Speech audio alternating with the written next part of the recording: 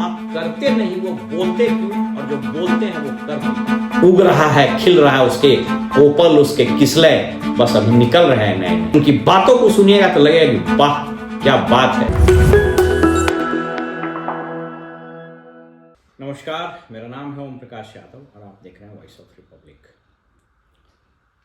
बिहार विधानमंडल परिसर में 85th all India presiding officers conference हो रहा है, यानी पूरे देश के जो विधानमंडलों के प्रेजाइडिंग ऑफिसर्स यानी स्पीकर और जो सभापति होते हैं उनका कॉन्फ्रेंस हो रहा है पटना में। और 61वां सेक्रेटरीज ऑफ लेजिस्लेटिव बॉडीज़ यानी जो विधानमंडलों के और राज्यसभा और लोकसभा के जो सेक्रेटरी, वहाँ सेक्रेटरी जनरल कहलाते हैं और यहाँ पर सेक्रेटरी कहलाते हैं, उनका 61वां 61st कॉन्फ्रेंस हो रहा है। यानी बिहार में अभी 19, 20 और 21 3 दिन ये पूरा तामझाम रहेगा, जहाँ पर संविधान के 75वें वर्षगांठ पर कथित रूप से संविधान को मजबूत कराने के लिए कॉन्फ्रेंस हो रहा है। भारत सरकार का ये प्रेस रिलीज है, इसमें बताया गया है कि लोकसभा के स्पीकर श्री ओम बिरला इस कॉन्फ्रेंस का उद्घाटन 20 जनवरी को करेंगे। उन्होंने इसका उद्घाटन कर दिया। इस अवसर पर लोकसभा के स्पीकर 8वां जो एडिशन है practice and procedure of parliament during the conference, इस किताब का विमोचन भी करेंगे। ये सारी जानकारी भारत सरकार ने दी है, ये अपने स्क्रीन पर आप इसको देख सकते हैं।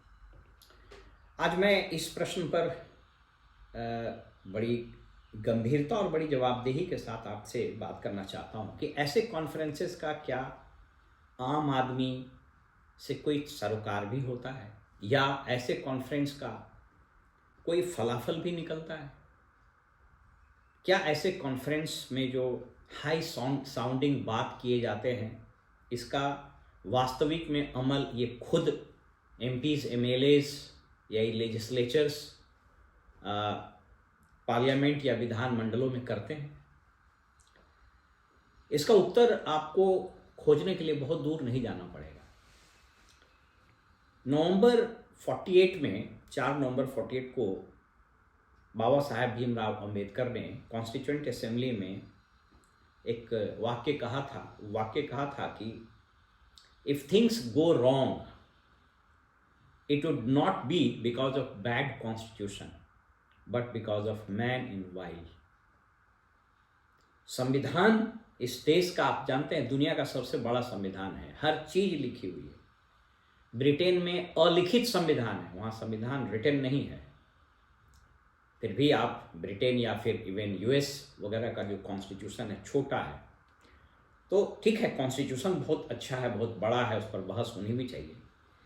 लेकिन निरंतर विगत 2-3 दशकों में जो निरंतरता से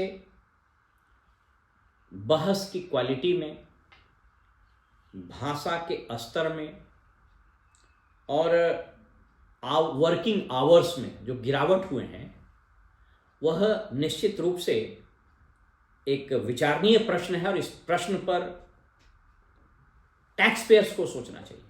आपको बताते चलें कि जो लास्ट पार्लियामेंट का सेशन हुआ था, उसके जो आंकड़े इंडियन एक्सप्रेस ने बताए हैं, वह 2.5 लाख रुपया प्रति मिनट इस पार्लियामेंट के सेशन पर खर्च होता है।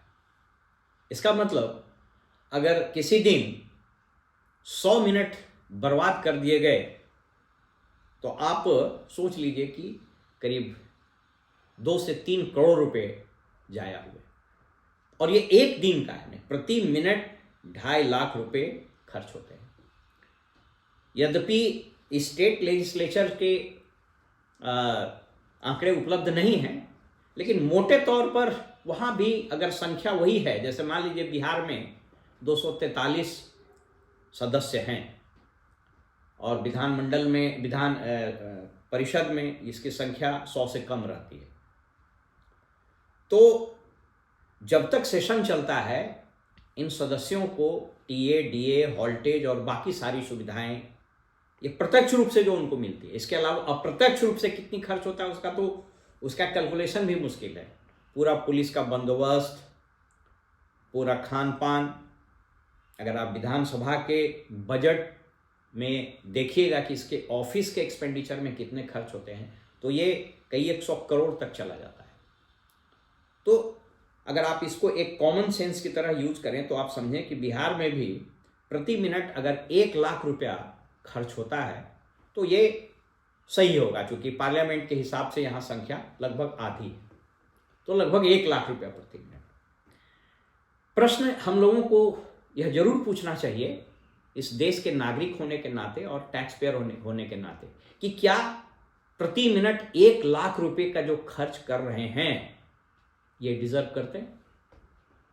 क्या इस तरह के जो कॉन्फ्रेंसेज, जिसमें यद्यपि इसकी आंकड़ा मैं प्राप्त करने की कोशिश किया, लेकिन वो चूंकि इसके लिए कोई अलग बजटरी प्रावधान होता नहीं है, कार्यालय व्यय जो है उसी में ये राशि खर्च होगी।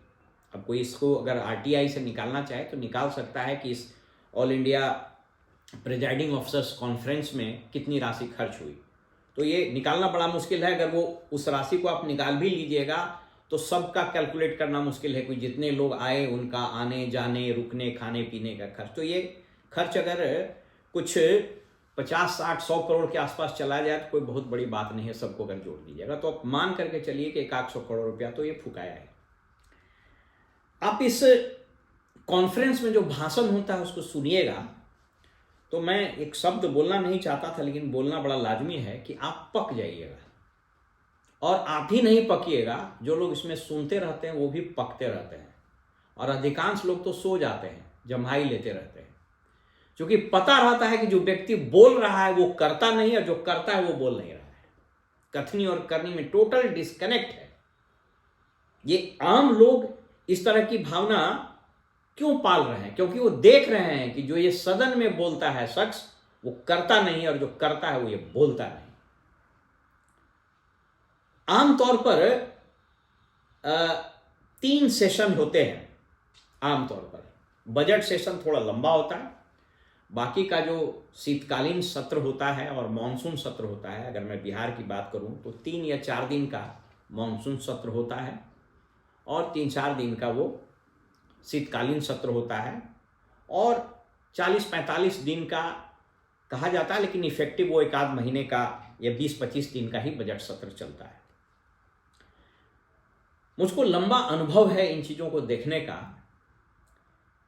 मैं आपको ये क्यों बता रहा हूं कि क्यों ये सारे एक्सरसाइज फ्यूटाइल हैं, क्यों ये सिर्फ और सिर्फ स्टेट एक्सचेकर यानी राजकोष से धनराशि की बर्बादी है, क्योंकि इसका कोई फलाफल नहीं निकलेगा।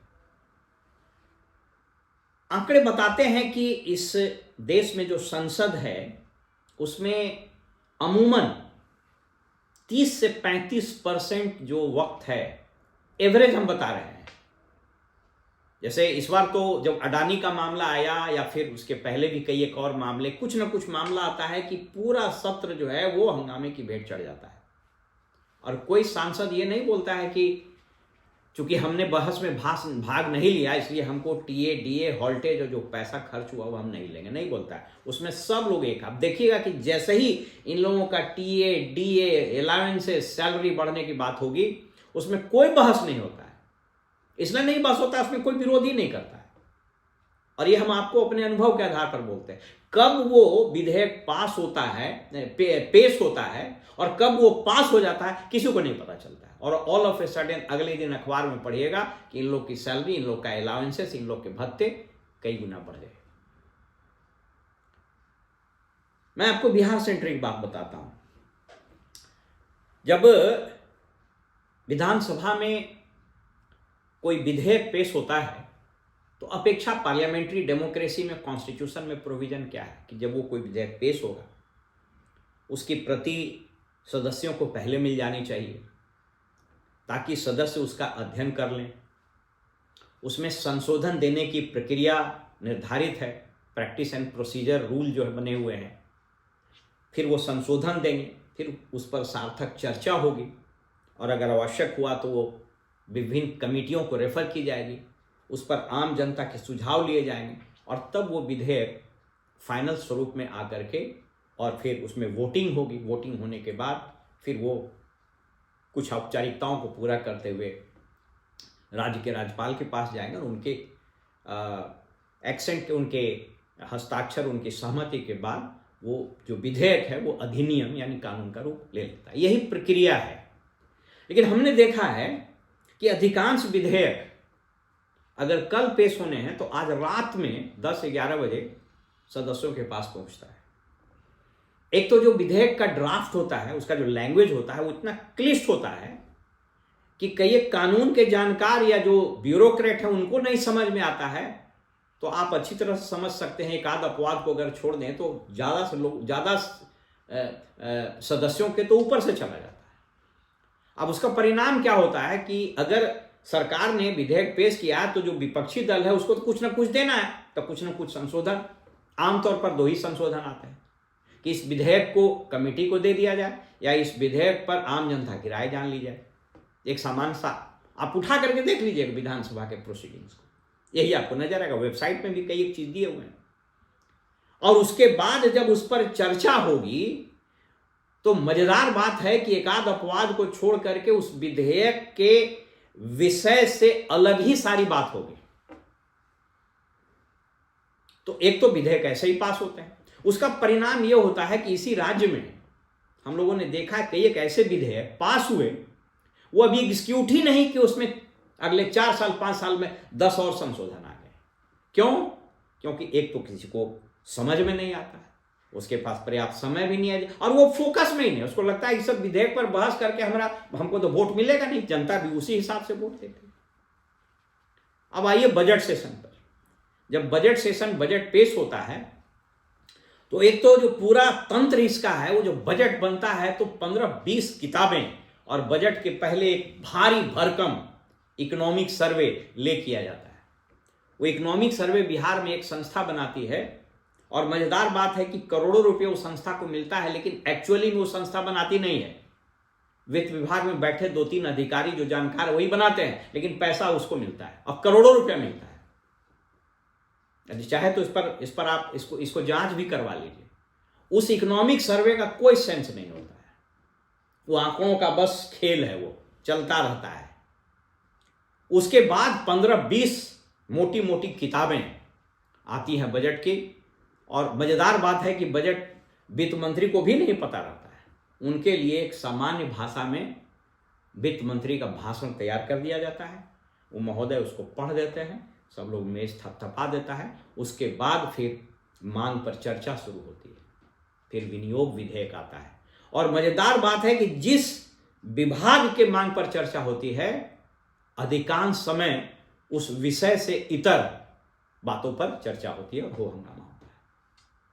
तात्पर्य यह है कि यह प्रश्न न तो कभी मीडिया उठाता है, न तो कभी सिविल सोसाइटी उठाता है, और न ही यह आवाज इन सांसदों और विधायकों के अंदर से उठती है कि भाई ऐसे फिजूल खर्ची चीजों का क्या सेंस है कि जो आप करते नहीं वो बोलते क्यों, और जो बोलते हैं वो करते क्यों नहीं।